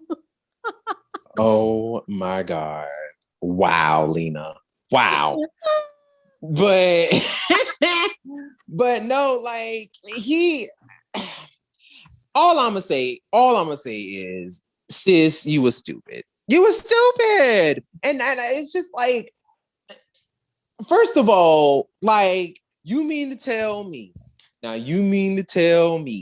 you couldn't just call Cam and be like, hey, Cam, meet me here and help me? No, you had to bring his behind all the way to Ninja Ops just so that you can have Cam meet you outside. Girl, and then she had the audacity to want to sit there and do a woe is me, and you got Shane sitting here talking about it's not your fault. Any one of us would have done it. That's a damn lie, Shane, and you know it because you sat there and the gag was Shane clocked them from since day one. Shane already clocked it. He was like, something's not right about it. I don't like them. Something's not right. So you mean to tell me with your intuition, you just automatically assumed, oh yeah, if this happened, I would have done it too. You lying. You would have took their asses right to the hospital. Feel better, okay? I don't care. He should have told her, yeah, it was your fault. I would have been that friend. Yeah, girl. Well, I'm sorry. You know what? Yeah, I would not be the very victory, I guess. I don't know. But bottom line is, Like I said, when the G's that good, you just do what you got to do, okay? Oh my God, girl. No. No, girl. I mean, she was No, like, I baby. understand. Because, I know. That's why he didn't call her out Girl. on it. Oh my God.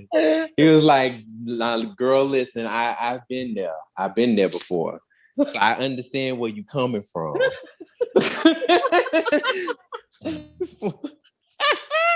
Listen, now I'm just saying. Now, Pua, God rest his soul, but Pua was fine. He was. Woo! Pua was gorgeous. That's what I'm trying to say. Like, he's like, that's all I'm gonna say. He's like, I understand. That's all I'm gonna say. Exactly.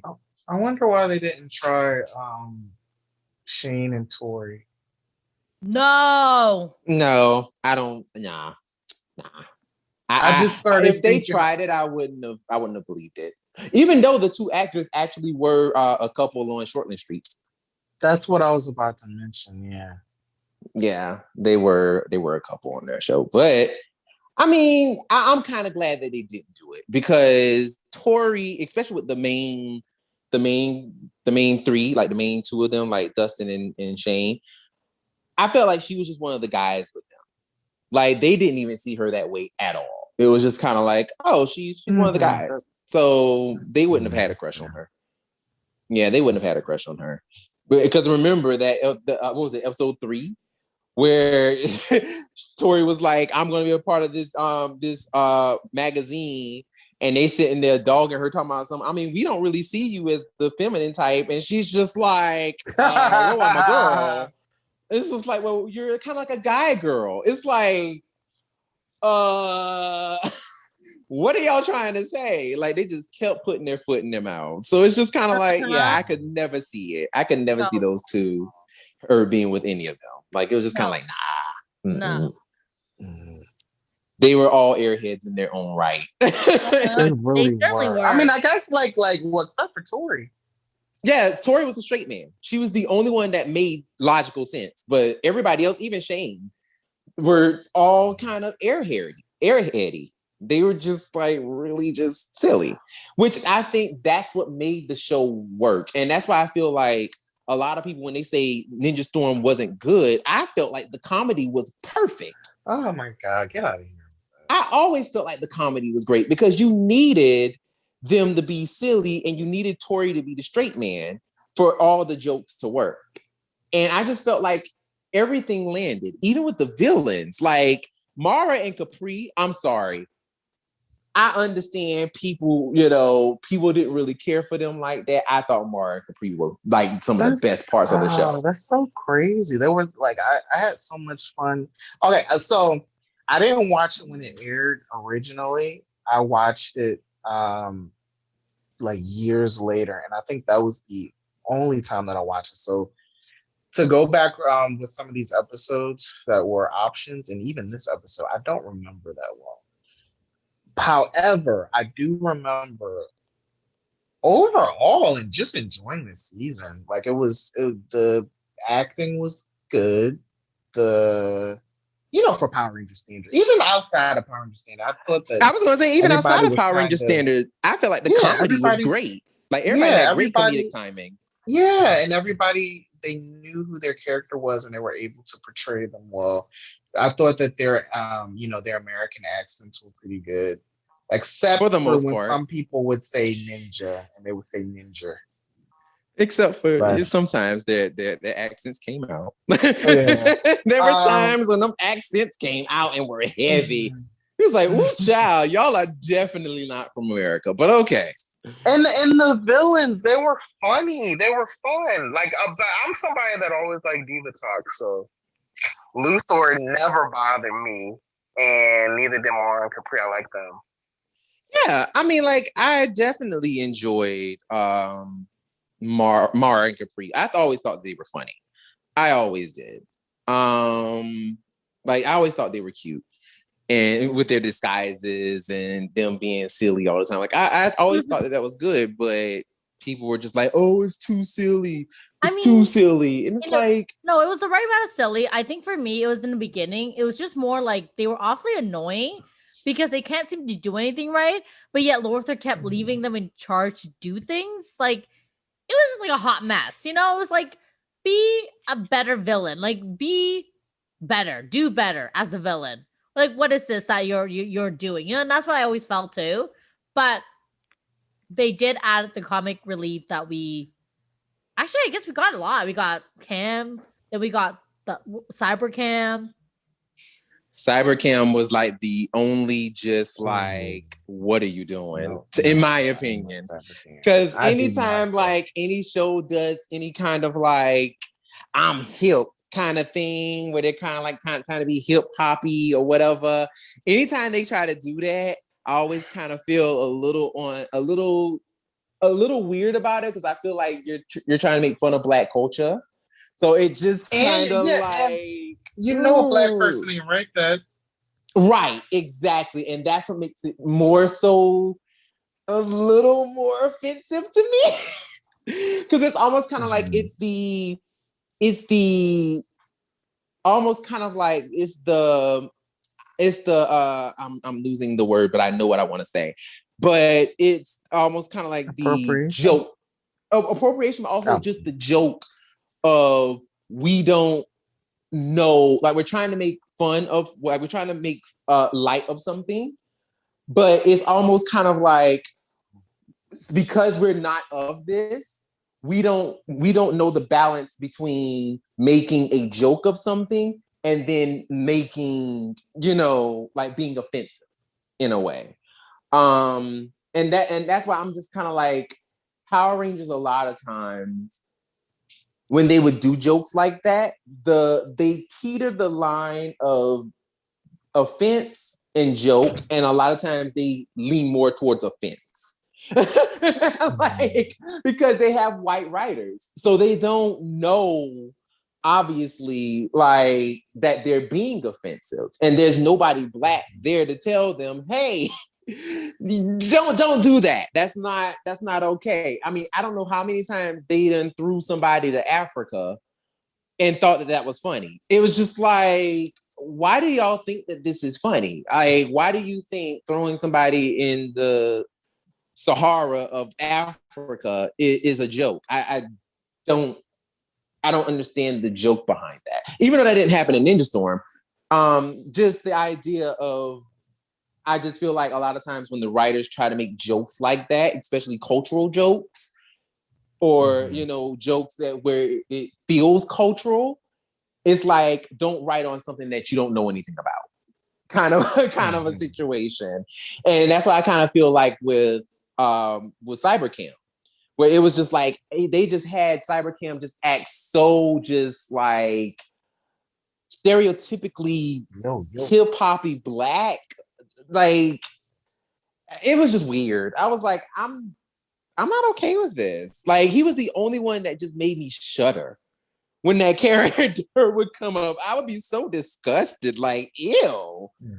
But yeah, like, other than that, I always thought, like, for me, the comedy of Ninja Storm, excuse me, Jesus Christ, Ninja Steel was not funny at all.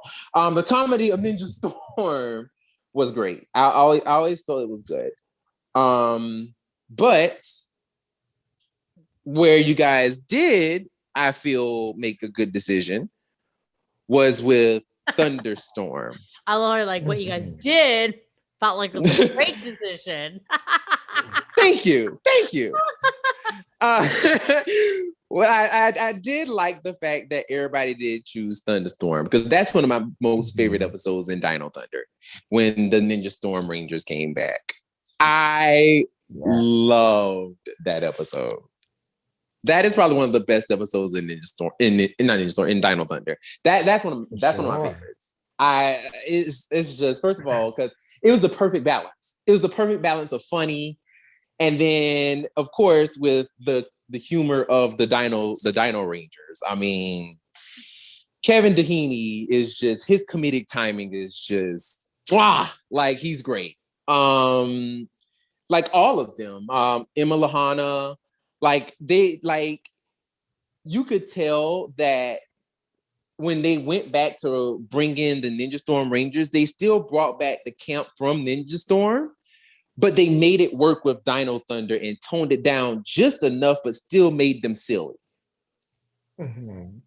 And it was the perfect balance, but yet they still made it badass. Like, it's just, we need more of that. Like, oh, like, yo, come on. Like, I don't know what else to say. Just like, that team up to me is definitely like in my top team ups of like, which one is like the better team up of them all. I know I say Forever Red is like the top of the top, and that still remains true. Like, I will always say Forever Red is one of my most favorites, but Thunderstorm, baby, like, it just does all the things. It does all the things. I mean, yeah. I feel like Thunderstorm, whatchamacallit, with the Dino Thunder team, and like with the both team up, Dino Thunder team with SPT, Dino Thunder with this one, like, I just feel like both of those episodes were just fantastic. Yes. And I feel like it was mainly part because of the Dino Rangers, because of Kevin and Emma and that's what exactly what I was just gonna say. They were the main reason for me. Yeah. Absolutely. I definitely agree with that. Like, they are the ones that made it work. Yeah, it was for this episode. This definitely would have been my choice as well. Just to see, because the God damn it. I know Ninja Storm Rangers, they all had distinct personalities. Mm-hmm. And I really love all three of them. So to see them back, to see them, they're all teachers at the academy now. Then to see them get their powers back, but the powers are, I guess, infected and turn them evil. And then to see them interact with this new trio that I also love, it was just perfect. And then that awesome fight scene, the Unmore fight scene, where all of them got to use, they all got to fight each other and use their civilian powers too. That was so much fun. First of all, just the fact that they got to use their civilian powers against each other, that right there was just like, yo. And like, I know a lot of people did not like, from what I remember, like, people actually had issues with the civilian powers being added in the Power Rangers. I loved it. I love when they use their civilian powers, because it always made sense to me. But why would not make? Why are people so weird? Like, it's not what they were used to. We had never seen it before. Right. I feel like that is the argument, is that like, it was never really a part of the show to begin with. So why now all of a sudden now they have civilian powers? That kind of thing. I never had a problem with it. Well, you know what? And it's never too late to start adding cool shit. Yeah. Absolutely. I agree with that 100%. Yes. Like, I mean, listen. It to me, it always made sense. Like, it made sense for them to have civilian powers, only because of the fact that literally when they transform, they become Power Rangers. So wouldn't it stand to make sense for them, especially if they're automatically getting, they never had martial arts ability beforehand, it would make sense if the powers are giving them, out of suit martial arts abilities. Why would it not give them powers on top of it? Like, that just always made logical sense to me. I don't know. It's just something about that just always made sense. And I always wondered, because remember, I don't know if y'all remember or not, but remember, I even thought that the Mighty Morphin Power Rangers had civilian powers in a way. Like, they had superhuman strength and speed and agility, even outside of, them being Rangers. But of course, we debunked that when we, discussed, as a matter of fact, that was during the time when we talked about Power Rangers, the movie with Jordan, Blurred Vision. We came to the conclusion that obviously they don't have, superhuman powers outside of suit, but I just always felt like they should have superhuman abilities outside of it. I always felt like they should. So when they did with Dino Thunder and with the whole Disney era, it just made sense. It's like, oh yeah, makes sense. But watching them actually use their powers against each other was always great. Like, it was always just fab to watch, especially the girls. Because that little fight scene, all that hair flying all over the place, girl, it made my little gay heart jump all over the place, honey. I was living. I was like, look at all them tresses flying everywhere. Yes. And Kira did her little terror scream, and old girl Tori did her little water blast. Child, you couldn't tell me nothing in that room as a young daughter. You couldn't tell me nothing. It's like, yes! Word! I live! All right, well, that has been another episode of Traveling on the Grid. My name is Brendan. I am Lena. And I'm Will. And we will see you next time. Bye! Bye-bye.